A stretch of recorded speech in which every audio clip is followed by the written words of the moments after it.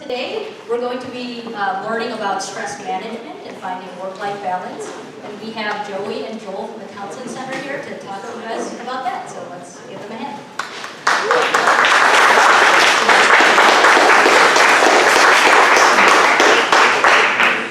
Thank you all. Everyone hear me? Can you hear me? Yeah. All right, great. We're going to start out by pretty much just asking, we're encouraging some audience participation. So I just want to show of hands, anybody answer the question, what is stress?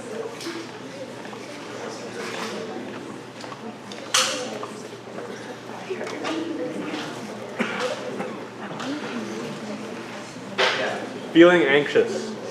That's definitely one of the responses to stress, yeah, feeling anxious.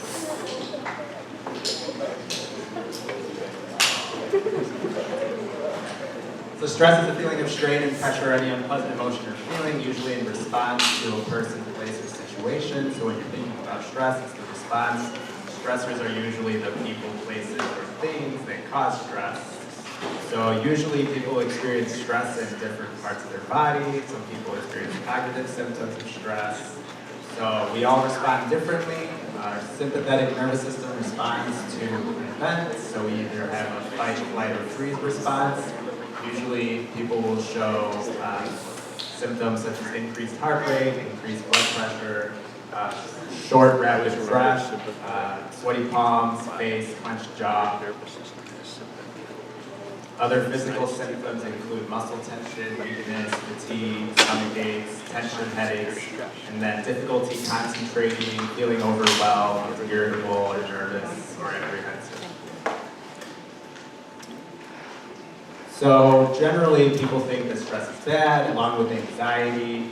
People want to not experience it. That's not possible. Actually, research has shown that having moderate levels of stress can actually be helpful for motivating us to complete tasks. It can also be helpful in helping us better be able to adapt to life's difficulties and learning from experiences. So next we're going to have Joel to introduce some of the stress management skills that we brought with us today. So here are the 5 types of stress management skills we're going to talk about. Firstly, self-care, self-talk, time management, relaxation techniques, and mindfulness. So firstly, self-care, it's very, very important to be able to take care of your basic needs. And so a lot of this seems like it's very self-explanatory, very obvious, but yet a lot of us probably aren't doing this, a fair portion of the time. I see a few people nodding their heads. So what I mean by this is looking at your basic needs in terms of daily activities, thinking about sound nutrition, how often you're eating, are you getting the nutrition you need on a regular basis? Are you exercising regularly, at least in intensity of about 20 minutes, 3 times per day at the bare minimum? Obviously, there is more to a certain point that's better. Are you getting proper sleep? Are you getting roughly about 7 to 8 hours, depending on the person, hours a night per sleep? Are you doing it from hours that are really more helpful for your body clocks, or more like 10 to 6 is better than like 2 to 10, for example? That's a very difficult one for students, I know. But earlier is better in that case for getting sleep. What about your intimacy? What about healthy social interaction? So these are all some of the basic things that are very, very helpful. So we're going to talk more about some other techniques in terms of breathing and mindfulness, but if you're not getting some of these basic things, then you really should just go back to this and work on this first, I think. So also with that, also thinking about avoiding various types of stimulants. So, a lot of research says that, this is very, connected and correlated with stress as well, like caffeine, nicotine, alcohol, drug, and other drugs. So all those things really have a huge impact on stress, and how to maintain your levels and manage your levels of stress is important for that. Another really big concept is about acting on what you need rather than what you want. And so a common example of this is use of Netflix, right? So many of you use Netflix very often, and it can be very helpful. There can be some self-care in that, right? You get a lot out of that, just really decompressing. But then at a certain point it becomes unhelpful. And so for some of you that might be, 45 minutes, 50 minutes may be really helpful, acting on what you need. But then after that point, if you keep using it, it may no longer have some of that same benefit that you would have received before that. So really finding out, what is it that I really need here? What is it just that I want? And asking yourself that question. Does anyone else have an example of that? Think?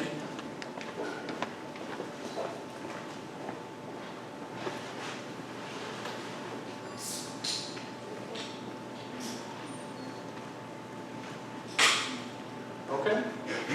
Well, I saw everyone run and get up to get food, so obviously that was everyone responding to a need. Physiologically, you were hungry, so that's an example of a need versus a want. Unless you're already full, you wanted more, that's want, right? So it really connects to this idea of being able to set boundaries. So figuring out, what is it that's really helpful for me right now? What is it that's going to be helping my self-care? And then at what point is it becoming detrimental, not helpful?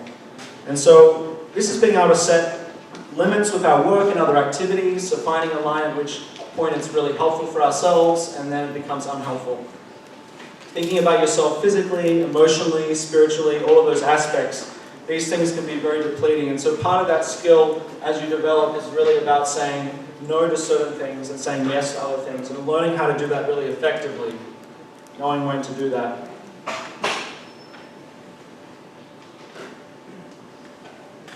All right, next we're going to talk about challenging self-talk and just identifying self-talk. So usually cognitive behavioral theory of behavior suggests that usually an event occurs, we interpret it, and we have thoughts about it. Thoughts trigger a feeling, and then that influences our behavior. All of this happens pretty automatically, but if you're able to identify any distorted thoughts that you may be experiencing, you can change them and replace them with more positive and supportive self-talk, which can actually help make you feel better, make you feel more motivated.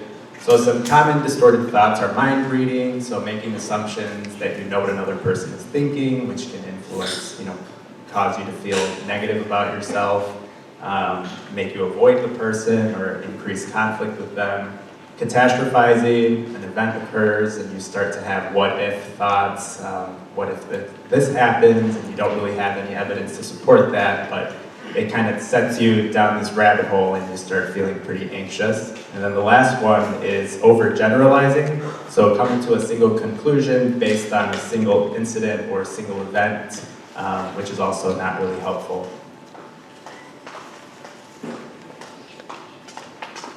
So in terms of challenging distorted thoughts, it's helpful to replace with alternative thoughts. So asking yourself questions like, what is the evidence for this belief? Does this belief always hold true for me? And is this belief helpful for promoting your well-being and or peace of mind? And then using positive affirmations to replace some of the negative self-talk. You want to keep them short, simple, and clear, something that you can remember. So combining that with a visualization exercise can usually help make you feel more confident. So an example of one would be like, I can get through this, or this too shall pass. Does anyone have any examples of any positive affirmations that they appreciate or will go to? Yeah. Everything happens for a reason. That's a good one, yeah. Anyone else?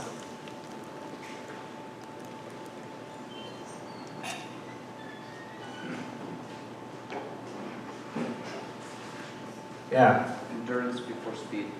What was that? Endurance before speed, most of all running. It's a good one. Thank you.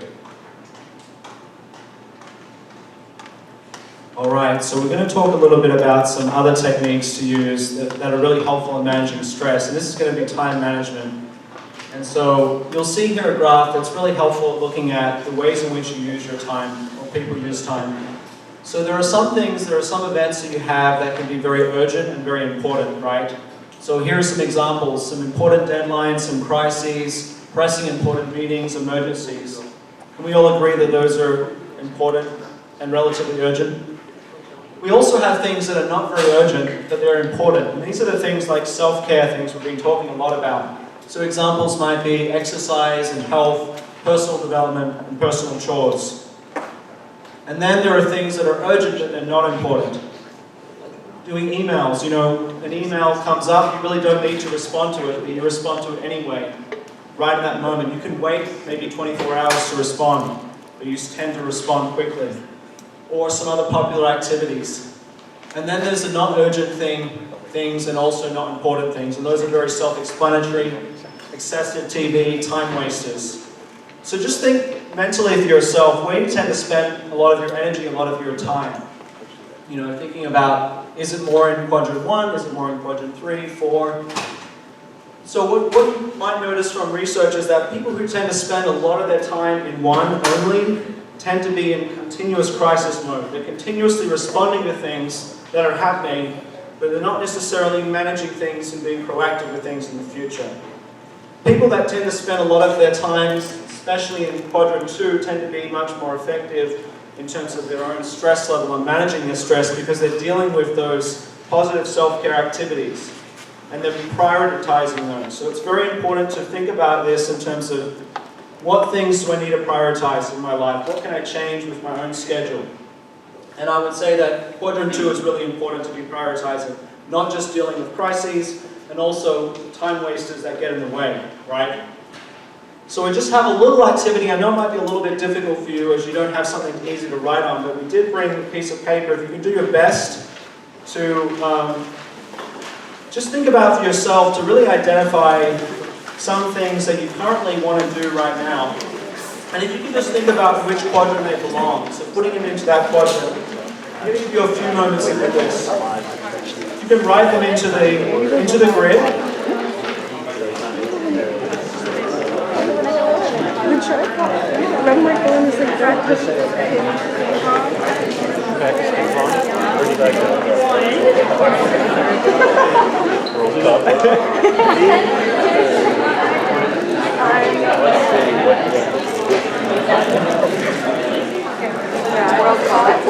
Ping pong. Yeah, but is ping pong really important?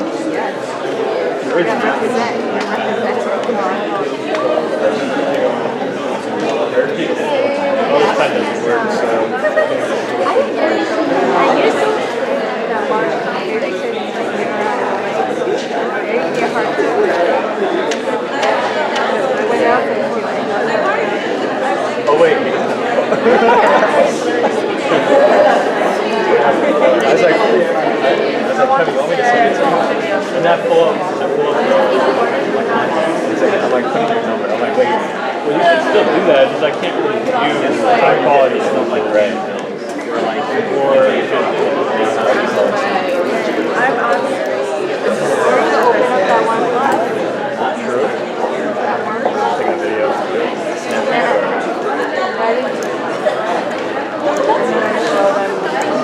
I'm gonna go for it and get it. I'm sad for that if I did. I'll do it if you say. Yeah, then it's definitely. We'll do it. We'll do it.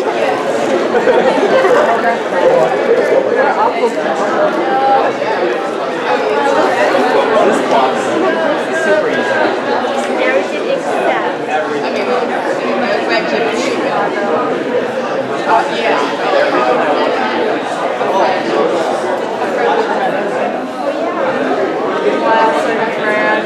Okay, we're going to bring it back to a large group now. I know some of you may not have been able to finish that in time, that's okay. This is something you can bring forward with you and think about some ways in which you can prioritize things, maybe differently, maybe doing a lot of what you're already doing. Does anyone have some examples of some things that you were thinking about and putting them into certain quadrants?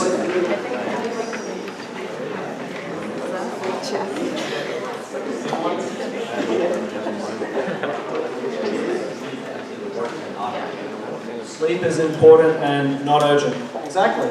So sleep, maintaining sleep, right? Why is it not urgent? Is it, how urgent is that, though? Some would say that that could be pretty urgent.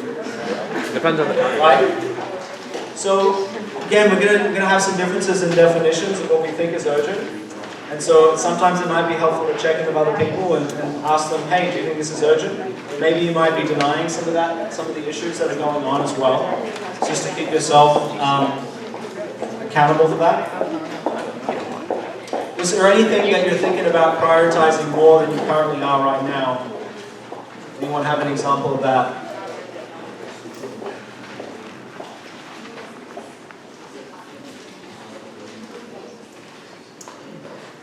Okay. Well, we're going to move on in the interest of time, but just something you can think about more. So a few different examples of organization. One, of course, is that doing lists. How many of you already do lists? You write down lists about what you need to do, you work through them. Quite a few of you already do. Yeah, that's a very effective thing to do. Also, setting routine is very important. How you maintain a sense of routine, it's effective, you can rely on it every day. Calendars and planners, I'm sure many of you do use calendars and planners. How many of you use a calendar on a regular basis? Quite a few of you do. Very important thing as well.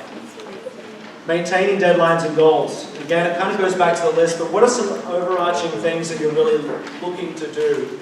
And what is realistic? So we talk about these often with SMART goals, something that is specific, measurable, actionable, realistic, and time-based. So sometimes it can be helpful to really think about the activities you're wanting to do and make them more of a SMART goal, make them more something realistic, something you can really look to do and achieve over time. What are some reminders that you might need, some alarms? So if you notice yourself missing certain appointments or certain things come up, it might be helpful to set certain reminders. I typically think about setting reminders for things that I don't normally do regularly on a routine basis. That can be helpful. And the other thing is about keeping it organized and a clear space. Does anyone have a space that they go to on a regular basis that is just the one space that you use? Or do you kind of use different spaces? It's just something to think about. So do you have a clear space? Is it organized? And do you have are you free from your distractions when you use that? I want to show you a short video clip about an example of one particular app that can be helpful in being able to manage some time. And there's also many of them out there, and I feel free to really look at them on YouTube. There are a number of different examples of apps to use to help yourself maintain a level of focus, to be less distracted, but also be managing and be more efficient with how you use your time. So this is just one example.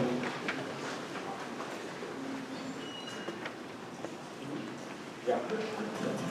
This is the Pomodoro technique explained in 40 seconds. It's a simple time management approach proven to increase your productivity. It uses a timer to break work into 25-minute intervals, followed by 5-minute breaks. Start by choosing a task to work on and set a timer for 25 minutes. Focus only on the task with no distractions until the session is over. Take a 5-minute break and be sure to step away from your work. Now you have finished your first Pomodoro.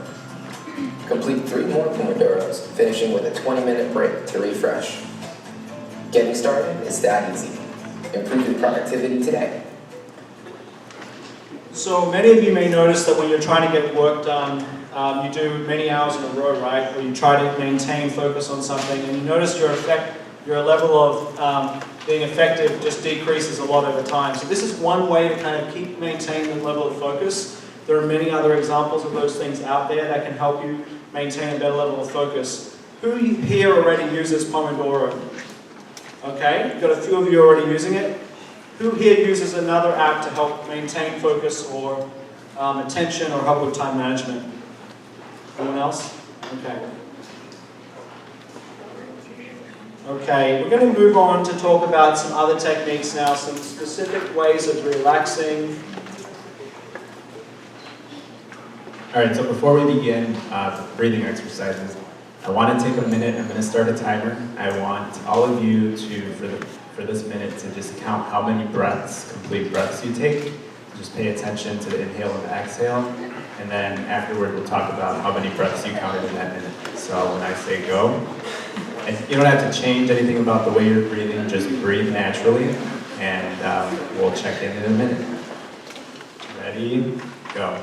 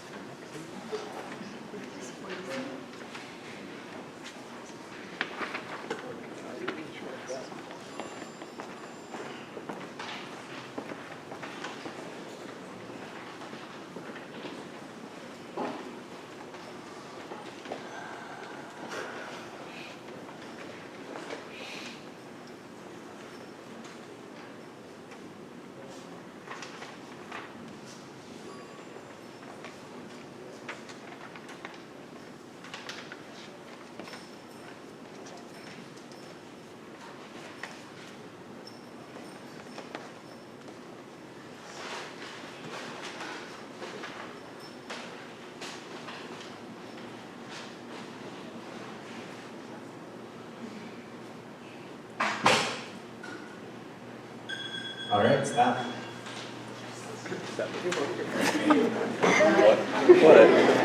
All right, so who would like to share? 20? You'll be stressed. All right, who would like to share? Whoever is able to count their breaths as accurately as possible for the minute. How many did you count? 24. 24. All right.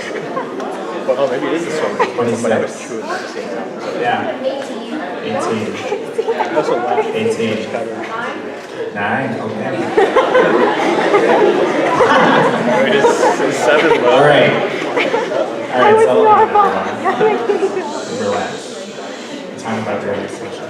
I take deep breaths. All right. So, purpose of that is just to get a sense of what your regular breathing pattern is like versus more slowed down breathing. So, as I said earlier, stressed people tend to breathe faster, have increased pulse rates and blood pressure. So, how many breaths do you think a non-stressed or low-stressed person usually takes in 1 minute?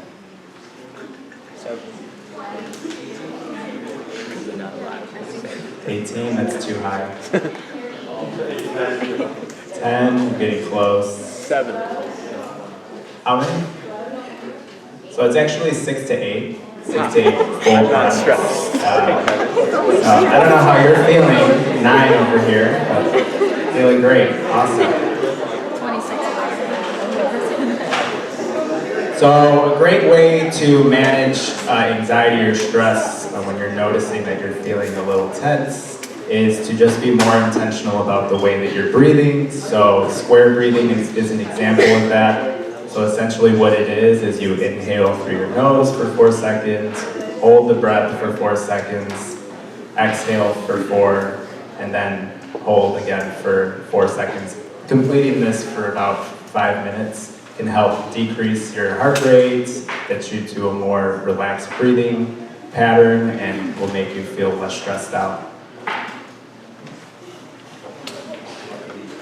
So other relaxation techniques, and a lot of these can be found on YouTube for free. There's also a lot of apps that have a lot of these guided imagery, progressive muscle relaxation, deep breathing, listening to relaxing music. Some people like to listen to relaxing music while they study. There's a bunch of those on YouTube. Doing yoga, stretching, or you can also find short self-massage videos on YouTube.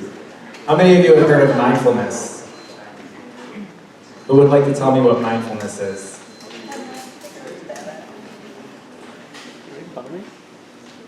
I just saw about 7 hands. Nobody knows what mindfulness is.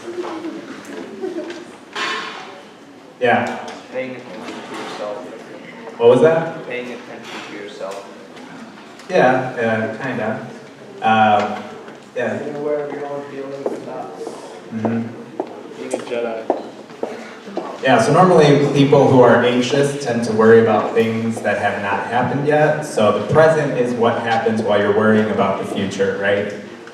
So mindfulness essentially is paying attention in a particular way on purpose in the present moment and non-judgmentally.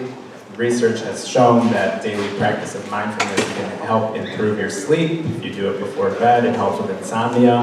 It can also help with memory and concentration. So people who have trouble with concentrating or sustaining attention, practicing mindfulness for about 10 minutes a day can be really useful. It can also be useful for decreasing stress and symptoms of depression and anxiety. So here's kind of a illustration to show the difference between mindfulness and someone who's just full of worry thoughts. On your left, you can see that this person's probably freaking out about all the things that they need to do. And on the right, this person is being present and in the moment and not trying to avoid any thoughts or feelings, but rather accepting them in a non-judgmental way. Any questions about mindfulness or some of the relaxation techniques we talked about? Yeah. Prevent overthinking?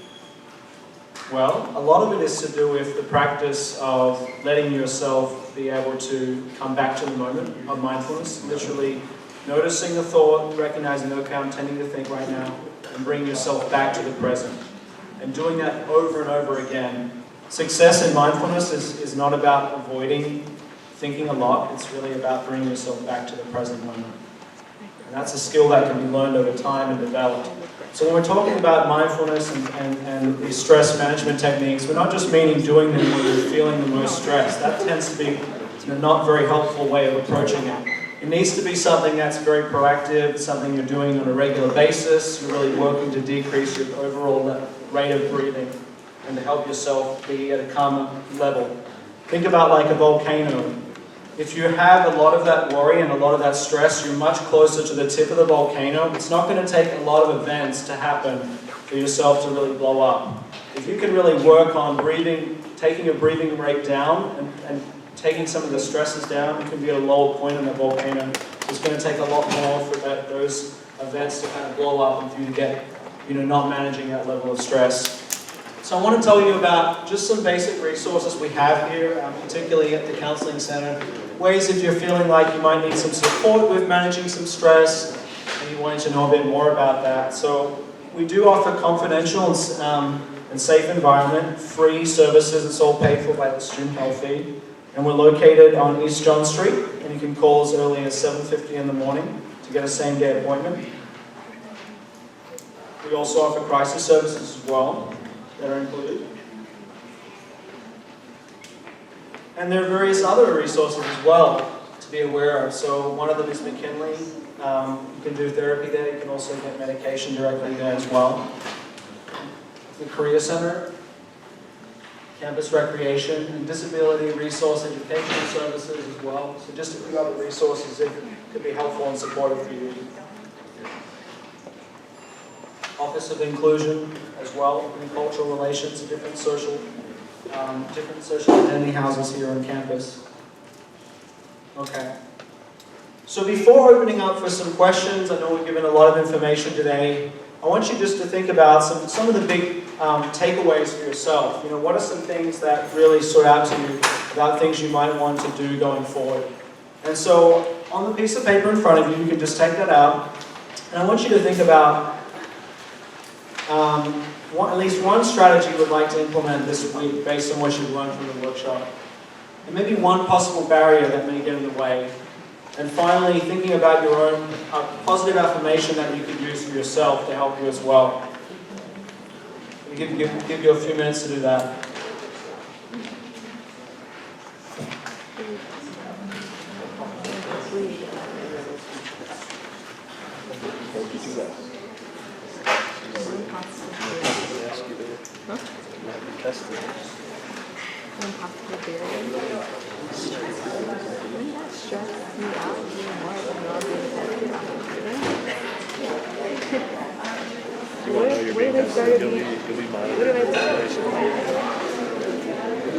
I did go up there, get a pizza, and come back.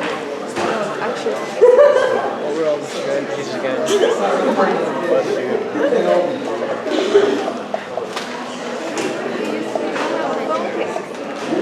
I left it in my backpack.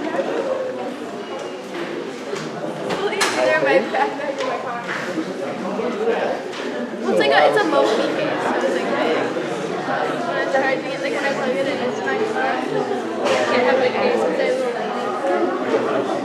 no pressure, no diamond. Well, no, my partner is like that's the one I use. Yeah. Unless I have like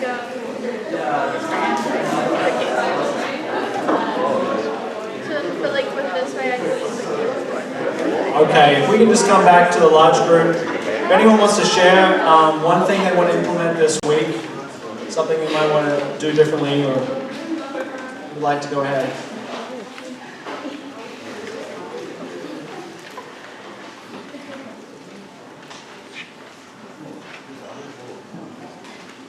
Yeah. Maybe try to be mindful and bring yourself back to the present. Yeah, try to be mindful, bring yourself back to the present.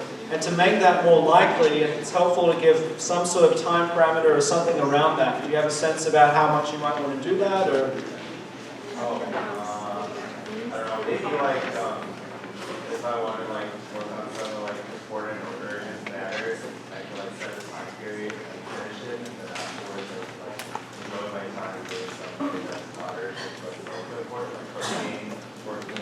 So kind of setting up a reward system. Yeah. So it's helpful to think about, so like how long am I going to spend? So is it going to be 5 minutes like per day? Is it going to be, 5 minutes every 2 days, something like that? Something to really be helpful. Or I'm going to do it when I'm walking between some buildings. You can do mindfulness anywhere. So it can be done in your shower, for example. It can be done as you're walking between buildings. So it's not an issue about not having enough time. It's just about how you use your time effectively, right? What about for someone else? Another example, yeah. Try not to worry about things you can't control, situations you can't control. That's a great one. So kind of putting that aside. Practicing kind of putting that aside when it comes up. Yeah? Alright, what is something that might get in the way? Were you able to identify any barriers, maybe habits that you have or patterns that you have that might get in the way of maintaining the self-care, maintaining the stress management? Does anyone have any? Yeah. A lot of times when I'm stressed about like big things, I kind of just, since I'm stressed, I just avoid it and I like go to sleep. So just really being tired and exhausted and then Yeah, so being exhausted, but just that pattern of the avoidance. So finding a time in which like any self-care thing is very helpful, but if overdone, can also be an avoidance thing, right? It can also get in the way. So kind of finding a boundary around that as well is helpful. What about any positive affirmations that you have? I know we asked you this earlier, but anything else that you would like to use for yourself? Yeah. We get paid. Okay. Hey, whatever works for you, right? Okay. At least I'm getting paid. Anyone else? Yeah.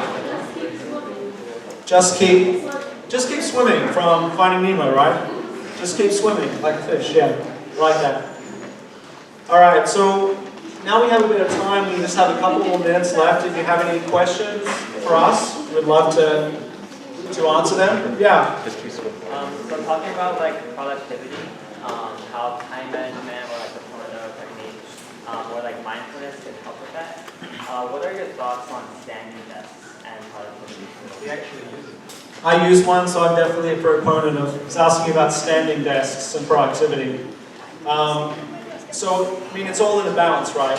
And so, in terms of your overall level of alertness, standing desks can be very, very effective in doing that, but it's also to a point, right? Because you do have fatigue related to standing. So, for some people, they like to get a fatigue mat underneath that to support their feet, so there's more support there. That can also be helpful. You also may want to think about how long you spend doing the standing. Finding a balance about what works for you and what doesn't work for you, right? So it can be very helpful, in other words, just about being thoughtful about how you do it. Good question. Anyone else?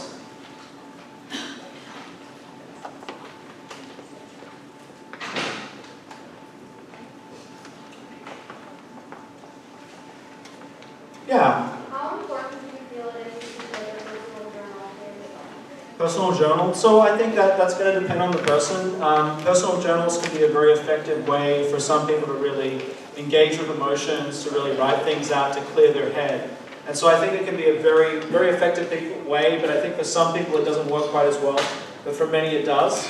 And so it's again, of any of these things, it's really about finding something that works for you, using it, and then making it part of your routine. Some things aren't going to work, it's okay. Not everyone will want to do mindfulness. Many people will.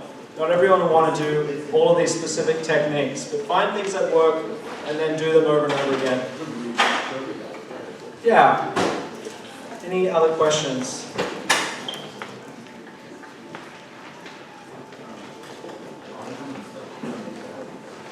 Well, thank you. So we're going to be here for a moment to ask any questions you have about the Counseling Center.